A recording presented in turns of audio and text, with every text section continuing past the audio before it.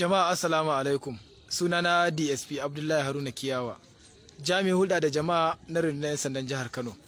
Wannan matashi da kuke gani ya kawo korafi a nan hedikwatar 'yan sanda da ke Banfai akan cewa tsawon shekaru 3 wani aljani yana kiransa a waya, yana sawa yana kai masa kaji soyayyu ko dafaffu har kan rago ma, bayan na rago har da na samu ana sa yana soyawa yana kaiwa da kayayyaki da dama wanda an tsoratar da shi a nuna cewa in fa bai kai ba zai iya mutuwa ko a kone masa gida. Bayan kawo wannan korafi, kwamishinan 'yan sandan jihar Kano CP Habu Sani PSC ya tada 'yan sandansa na Operation Puff Ada wato kankace kobo a karkashin jagorancin CSP Abdulkarim Abdullahi, tare da basu umarnin lalle duk inda wannan aljani yake a je a kamo shi, wanda ubangiji Allah ya bamu nasara. Bayan an kawo wannan korafi muka je muka yi bibiya muka kamo wannan bawan Allah, wanda bayan mun kamo shi muka same shi da waɗannan kayayyaki, ga kuɗi nan 'yan daloli na boge, ga kuɗi nan na ƙasar Najeriya su ma na boge, ga layu, ga turare kala-kala daban-daban, haka zalika ga wani ƙwarya da hoton hatimi a ciki da kuma waɗannan kwalabe da rubutu a ciki, har da guru ma wanda gashi, wanda yanzu dai za ku je daga shi wanda ya kawo wannan korafi. Me sunanka? Shekarunka nawa? 34. To a takaice me yake faruwa? Abin da yake faruwa, aljanna ce kira na a waya, lalle ga abin da zan musu a rayuwa, in naki abu 2 zuwa 3 zai iya faruwa gare ni. Suka tayar min da hankali kwata-kwata a rayuwata, aka fahimci gaskiya a yanayin da nake ciki ina buƙatar taimako, kuma Allah cikin ikonsa aka yi gamdakatara suka ɗau kuɗin bogi suka bani, kuma da suka bani na karin ɗan sanda ta jihar Kano na haɗa musu da wannan lamba aljani da yake kira na, kuma suka yi bincike, Allah ya ba su iko da nasarar kamun na aljani da suka yi. To kai da me kake ba aljanin?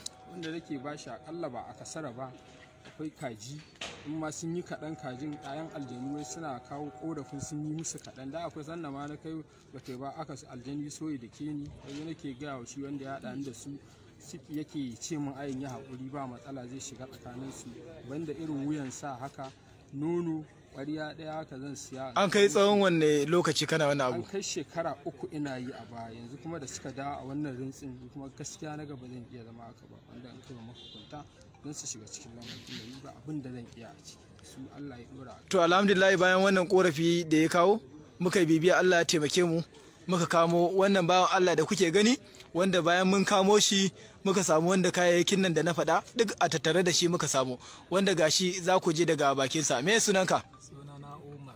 Shekarunka nawa? Shekaruna 28. A ina kake da zama? Ina Fadawa. Kai dan asalin ina ne? Dan asalin Gashiwa. Wace jiha kenan? Jihar Yobe. To cire wannan hular mu gani da kyau. To ka ji bayanin da kai yayi, akwai wani ƙarin bayani? Ƙarya yake ko zuwa yake a so yake a mai kuɗi, ya ce iya so zai kai Mudansir and Brothers, sannan kuma yayi abubuwa kala-kala domin ya kuɗin nan. Dan abubuwan da yayi ma kai wasu ma ba na son faɗi a bakina. Dan abin da ya gaya min ce in ya gaya min zan ji ba da in ce gaya min kamar me, ya ce Bilal da har neman maza ma yayi a kan ya kuɗin nan. To kai wanda dare bibiye mata Allah ya gaya mana abu. To kai yanzu waɗannan a gurin wa aka samu waɗannan kayayyakin? Ne wannan taron na ne. Wannan ƙwaryar fa? Suna gari ma na sayarwa dubara bane. To wannan kudaden da muka gani fa? Wannan kudin na Ali ne gahi na, kuma iya da wasu ma gida an mai a wani wajen mara kyau a Nijar, an da ya gaya mu. Kudin sa ne boyewa yake kai kai Nijar, akan iya ganin kamar na iya ba zan mai ba. To Allah ya kiyaye, kamar yadda kuka gani yanzu dai mun dukufa kan bincike na ganin cewa mun bi diddigi mun gane cewa wannan kudade da aka buga su waye suke buga su kuma taya suke shigowa wannan jiha.